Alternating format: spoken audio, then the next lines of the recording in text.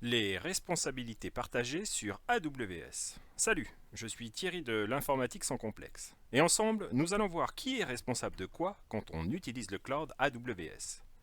Mais tout d'abord, si tu aimes mes vidéos, n'oublie pas de t'abonner et d'activer les notifications. Et regarde dans les commentaires, tu trouveras un lien pour recevoir mon guide des 5 raisons d'adopter le cloud computing.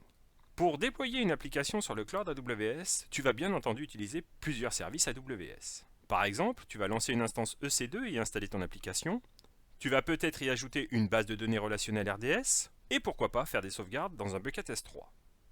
Mais une fois que ton application est en ligne pour tes utilisateurs, qui est responsable de quoi? C'est justement ce que nous allons voir maintenant. La responsabilité d'AWS, c'est de s'assurer que le service vendu est correctement rendu. La première responsabilité, c'est donc de mettre en place une infrastructure globale qui soit hautement disponible. Souviens-toi, dans une précédente vidéo, je t'ai parlé des régions et des zones de disponibilité. AWS assure donc le maintien en conditions opérationnelles de tous ces data centers, en s'occupant par exemple des serveurs informatiques. Savais-tu qu'Intel développe d'ailleurs un processeur spécialement pour AWS? Imagine le nombre de serveurs dont dispose AWS. AWS gère également les équipements réseau, l'électricité ou la climatisation de ces data centers. Même les accès aux data centers sont strictement contrôlés. Par exemple, une personne entrant pour changer un disque dur ne disposera pas des codes d'accès au système. Au-dessus de cette infrastructure globale, AWS est responsable des briques logicielles qu'il propose dans son offre. Ils n'ont maintenant plus vraiment de secret pour toi, mais on pourra citer par exemple des services de location de serveurs comme EC2, des services de stockage comme S3, de bases de données comme RDS, ou encore de sécurité réseau comme le VPC. Si AWS a des responsabilités, bien entendu, il n'est pas responsable de tout. Et oui, pour assurer la confidentialité de tes données, AWS n'y a pas accès. Cela implique donc que pour de nombreux points, tu es le seul maître à bord. Par exemple, si tu veux chiffrer tes données, AWS peut te fournir un service adéquat, mais cela reste de ta responsabilité. De même pour l'authentification de tes utilisateurs ou les règles réseau. C'est en effet à toi de savoir qui tu laisses entrer ou non sur tes serveurs.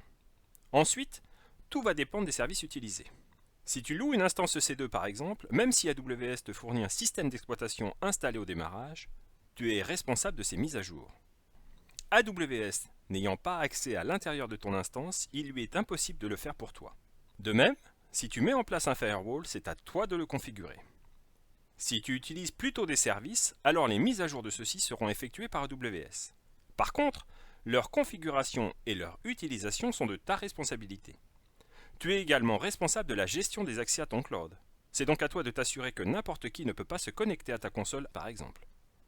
Et pour finir, tu es bien entendu responsable des données de tes utilisateurs. Cela signifie que tu dois t'assurer que ces données sont en sécurité, mais tu dois aussi t'assurer que leur conservation respecte la législation, comme le RGPD en Europe par exemple. Pour résumer, AWS est responsable du service qu'il propose. Cela inclut donc tous les services proposés et l'infrastructure qui supporte ces services. De ton côté, en tant que client, tu es responsable de l'utilisation que tu fais de ces services. Pour la sécurité par exemple, AWS propose de nombreux services. À toi d'en faire bon usage. Voilà, tu en sais un peu plus sur qui est responsable de quoi quand on utilise le cloud AWS. N'hésite pas à partager tes connaissances et à me faire tes retours dans les commentaires. Et à très vite pour une nouvelle vidéo sur une question informatique en moins de 3 minutes.